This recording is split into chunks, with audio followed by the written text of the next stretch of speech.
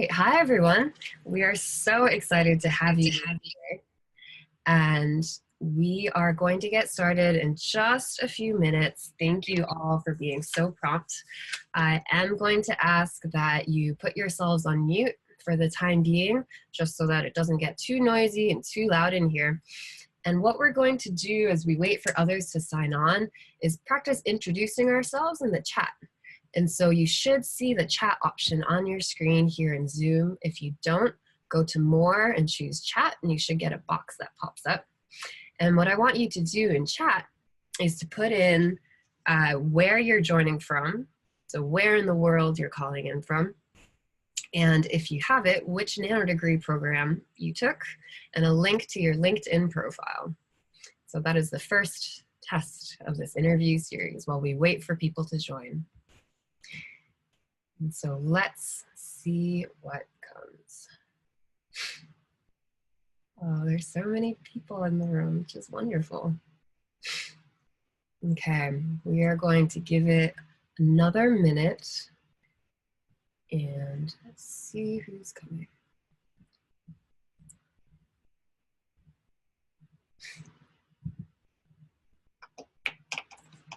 Okay, well, my favorite saying is do not punish the prompt, and so we are going to go ahead and get started. So welcome everyone to the first in our series of data technical interview tune-up sessions.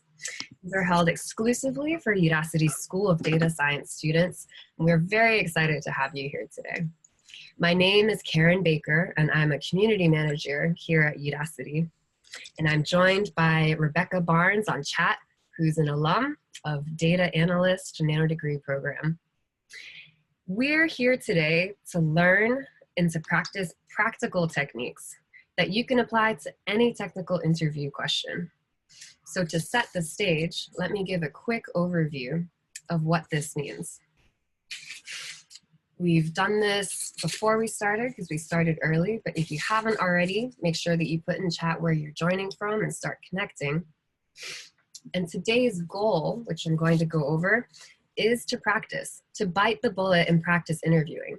This isn't your traditional webinar where you have the luxury of sitting back and listening and feeling like you're learning a lot and you know what to do. This is one where you're going to learn, but you're going to learn by doing. You're going to bite the bullet and actually practice giving a response to a technical interview question in a safe environment with other students and other alums from the School of Data Science. We know that the technical interview can be intimidating, but it doesn't have to be. And that's why we're here, because the goal is to improve. And the only way to improve is to start and to do it. And so how are we gonna do this? Here's the agenda for today. First, we'll have a presentation on how to clarify the question. So really zeroing in on a few basic principles that you can apply to any technical interview question that you encounter. After that, we'll have a few minutes for Q&A, so questions that you have for the presenter on other concerns or questions around the interview. And then I'll explain how the breakouts work in more detail and what to expect there. But we want to give you the bulk of this time to actually go and do that mock interview and get that practice. And so that's the bulk of this session. After that mock interview, after you've been broken into groups, we're gonna come back and debrief. How did it go? What did we learn? What do we wanna do differently next time to really reflect on that experience and be able to apply it next time as a group? And so we'll close with that debrief and next steps. So a few tips for getting the most from today before we dive in. Tip number one is turn on your video. And I am thrilled to see so many of you already have your video turned on, which is great. And you're joining from both all over the world and all different kinds of backgrounds. It's really fascinating. So once you have your video on, because it's an interview, right? So much of it is communicated through body language, through eye contact, how you hold yourself. That's something that we want your peers to be able to see so that they can give you feedback on something that you might not be conscious of in your own body language. Then make sure you're in a quiet environment. It looks like most of you are at home, which is lovely, and I'm hoping it's very quiet there. And this is so people can hear you in your mock interview. then make sure you're on your laptop or have another screen handy, because we're going to be giving you a link to an instructions document with more detail to help you with that breakout session, to help you with that mock interview. So it's helpful to have another screen you can look at while you're preparing and observing. And then, of course, another way to get the most from today is to share your LinkedIn profile into the chat to connect with folks, and make it your own personal goal to find a practice partner here. So make it your goal to find at least one other person who you want to continue to practice with in the coming week to get better and better and better at that interviewing muscle. And so those are the tips for getting the most from today. And now we're going to go to the presentation part. And it is my absolute pleasure to introduce, I think, my favorite person now on the data science team, John Mav. John, take it away. Thank you, Karen. Hi, everybody. I'm John Mav, one of the many data analysts here at Udacity. And I'm going to be talking a little bit today about clarifying the question and approaching the interview process. And so before we get into that, though, let me give a quick little background about myself. I already mentioned my name. I'm a data analyst at Udacity. I studied mathematics at Cal Poly and SFSU with a concentration in applied statistics and biomath, where I got the opportunity to model different protein agents combating trypanosoma. It was a lot of fun. And I've been working at Udacity since 2013. Fun fact, I was actually hired as the company's first tutor, and that quickly evolved into the mentor roles that you see today. And now I've kind of found myself on the data analyst team, and I've gotten the great opportunity of getting to interview several of our data analysts at the company. And in my spare time, I love playing with my dogs, and I love doing my own sort of side data projects related to ice hockey, which is the one sport that I love. But that's enough about me. We're here to give you guys some interview tips, and we're going to start with the building blocks of a great interview answer. But before we dive into that, I do want to say the biggest, most important thing you can do for yourself before an interview is calming those nerves, taking big, deep breaths. Everybody's nervous about an interview, no matter how many times you've done them. It's even I get a little nervous as the interviewer sometimes stepping into an interview. I see these great resumes and I'm just like, oh, this guy's really impressive. And so you just remember, it's a little bit of a nerve-wracking experience for everybody.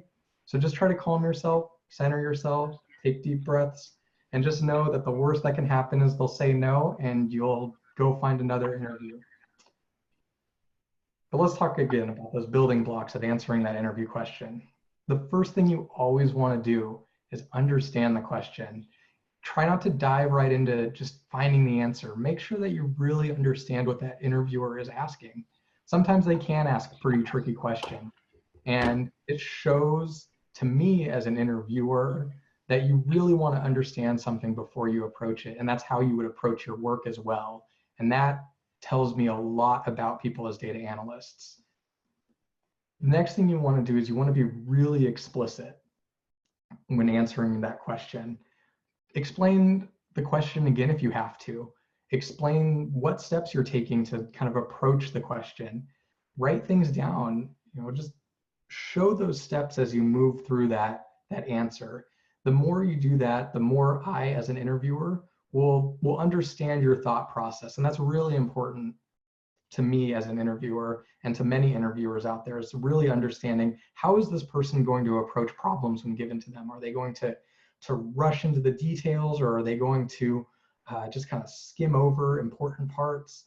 So just always explain what you're doing out loud, and then just enjoy being there. Part of the interview process is just getting to know the other person as well and seeing if that's going to be someone that I like interacting with on a day-to-day basis. So, make sure you drink your coffee, be a little cheery, joke around if you want.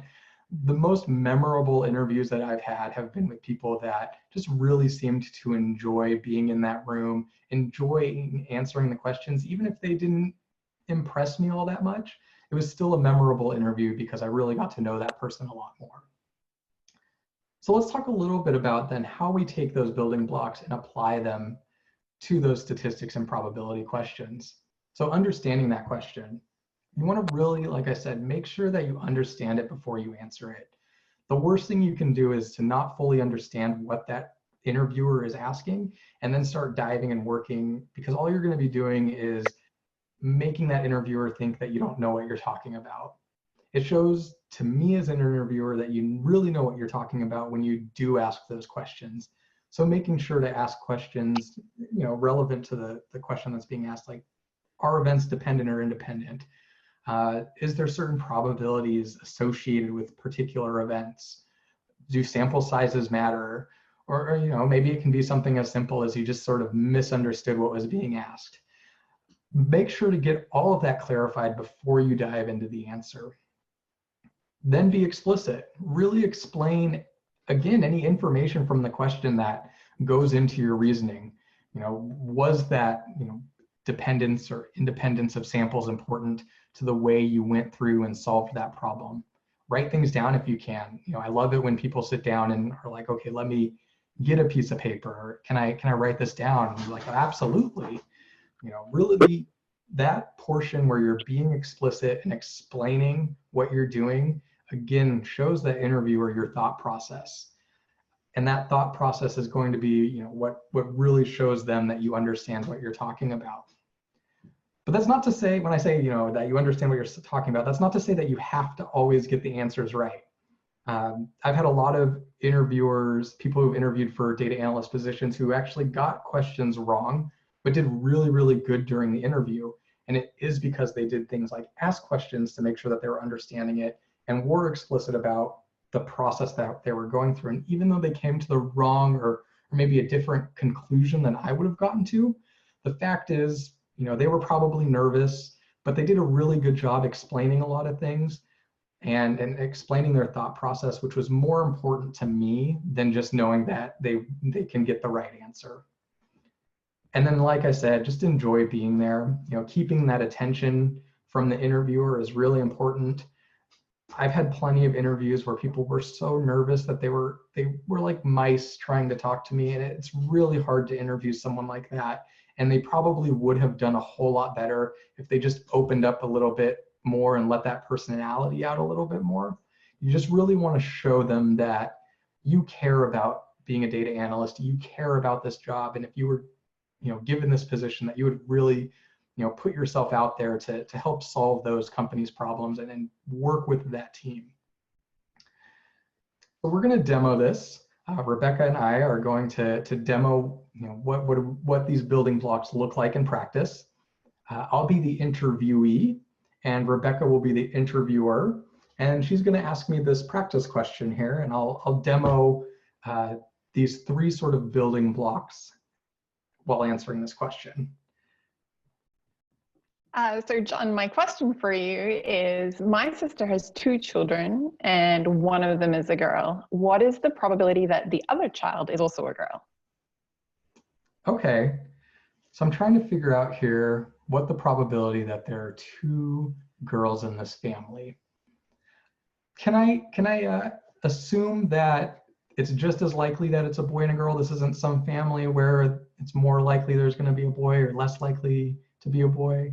You can assume that the probabilities are equal. Okay, cool. So it's just a coin flip, boy or girl. That sounds like something I can figure out here. I'm going to write some things down to help me, process all this. So it sounds like the combinations we have then are boy, boy, boy, girl, girl, boy, and girl, girl. Okay, so if there's already one girl, that kind of eliminates the boy-boy situation. So that leaves us 3 situations where there would be a girl to start. And then if there's going to be another girl, it looks like there's only 1 situation where that's the case out of those 3. So it looks like there's a 1/3 chance that there's going to be 2 girls in this family. Thanks, that's a fantastic answer. Awesome, yeah, thank you. So you can see there how I kind of applied those principles. I tried to maintain eye contact. I went to make sure that I wasn't assuming anything. I asked some questions right off the gate to make sure I understood that question, along with restating the question. And then I worked through my problem solving process out loud. The worst thing you can do is have that sort of radio silence when you're solving things. I know sometimes it's hard to talk and think, But the more you can kind of vocalize what you're thinking, the better from the interviewer perspective it is to us. And so now, do you guys have any questions? So this is part of the exciting part, is you get to have your first foray at unmuting yourself and asking your question live if you have one for John. You can also put it into the chat if you feel so inclined, but we're going to have a few minutes just for any questions that come up that John can help with right now.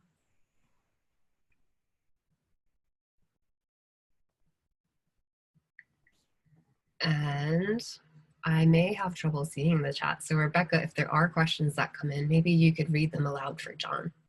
Yeah, John, there's one that's come in here as someone's asked, can we do it on a whiteboard? I'm assuming instead of doing it on a piece of paper, can they do it on a whiteboard? Totally, yeah. If the room has access to a whiteboard, that's great as well. When I say, you know, working out your process, if it's better or easier for you to show what you're doing on a whiteboard, that's great. I definitely encourage people to do that. Again, it just kind of shows me what your thought process is and how you work through those problems on a day-to-day basis. And if that's on a whiteboard, that's on a whiteboard. That's on a piece of paper, it's on a piece of paper. If it's just you talking out loud, it's just you talking out loud. And I've allowed participants to unmute themselves. So now you can unmute yourselves and ask a question if you would like.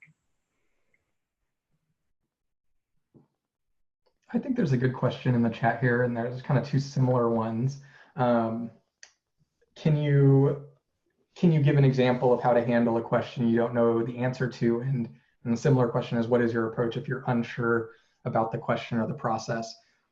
Honestly, fess up to it. You know, say, you know, that's something I actually, as a perfect example, and when I interviewed with Udacity, there was a question that I was working through, and it was something I hadn't studied in a long time with regards to statistics, and even to this day, it's something I still have to look up all the time. And I wasn't too sure, so I told them that. I said, okay, I really don't remember this. This is something that you know, the last time I read this was in a book at the beginning of freshman year of college. And usually the interviewer will work with you on that. You know, they may adjust the question to help, or maybe give you like a hint to move you forward. At least that's what I do. And remember, part of the interview process too is you getting a feel for what the company culture is like. And if they're not willing to you know, work with you as you kind of solve the problem, that may tell you a little bit about what working at that company would be like. So I definitely encourage you to not just try and fake it, not to just say like, oh, you know, I'll just figure this out and try and wing it. But again, that's where that making sure you understand the question. And if you really don't know how to solve it, just say, you know what, I don't really know how to solve that, but I'm willing to learn how to solve it. And that is definitely something I'm going to figure out after this interview. I just, at the time, don't have, you know, the necessary tools, or, you know, maybe I can something I can look up and figure out. But at this time, I'm just struggling a little bit with understanding how to solve this. Maybe you can give me a hint, or maybe we can work through this together. Really express that you're going to be willing to learn that as well. I usually don't expect people coming in for an interview to know 100% of everything. And again, it's more about what their thought process is and how they solve through that problem. That is a great seg, because we're at 20 minutes past the hour. I want to make sure we have enough time to practice. So thank you so much, John. John will be here during the breakout sessions as well to hop in and out. But thank you again for sharing that experience and that perspective. And so now we come to the best part that we are all so excited for, the mock interview breakouts. And here's how it's going to work. So first, I want everyone, if you can, to pull up your session guide. And Rebecca's going to put in a link to it in the chat, but you should also have gotten this over email, I believe yesterday. And this is where you'll have everything written out that you can refer to during your breakout session. And so what's going to happen is I'm going to break you all into groups of about 4 or 5 people. You'll see a pop-up and you'll just click, yes, I want to join the breakout room. And it takes about 30 seconds, so don't worry, it is happening, but it takes a bit of time to go into that group. And once you're in your group, here's how it's going to work. You're going to have introductions. So every person in that group, introduce yourself with your name, location, your nanodegree program. Like, you are each other's best resource. And so this is really a chance to connect and start to build relationships with those that you can practice with later on. Then you're going to choose roles. So in this mock interview, you have to choose who will be the interviewer who asks the question, who's going to be the interviewee, who's the brave soul who's going to answer the question or share their thinking, and then who are going to be the observers. And the observer is actually a really important role because they're the ones who pay attention to things that might be missed, right? They give feedback based on what they're seeing, what they're observing from the interaction that's happening. And so they'll give feedback at the end of the interview to help everyone improve. Then you'll have about 10 minutes for the mock interview. And then after that, you'll debrief and everyone can give feedback, but especially the observers. If you have time at the end, if you finish early, that's okay. Switch roles. Have someone else share their thinking for that question. And if you ever get stuck, don't worry, you're not on your own. You can ask for help. You'll see this option once you get to your breakout room. And Rebecca or John will hop into your room and help troubleshoot and make sure you're on the right track. And so this is the question that all breakout groups are going to work with today. The question is, what is the probability of finding a kidney for patient X given that 30% of the population is compatible with X and 5% of the population participates in the kidney donation program? If you do not have a link to the document by now, I would take a screenshot of this question so that you have it handy. And we'll also broadcast it out, but this is the question everyone will practice with today. And when you give feedback, there are a few key criteria to give feedback on. So the first is specificity, which is how well did the candidate actually answer the question that was asked and explain their thinking. Intelligibility, which means could the candidate be heard? Could they be understood? Was it easy to follow their logic and train of thought? And then finally, body language. How well did the candidate engage with the interviewer non-verbally? Did they make eye contact? Were they expressive? Did they sit up tall? And so now, if you haven't yet, I strongly encourage you to turn your video on so that you can get this feedback as well and learn the most from this experience. And so we are going to hop to it.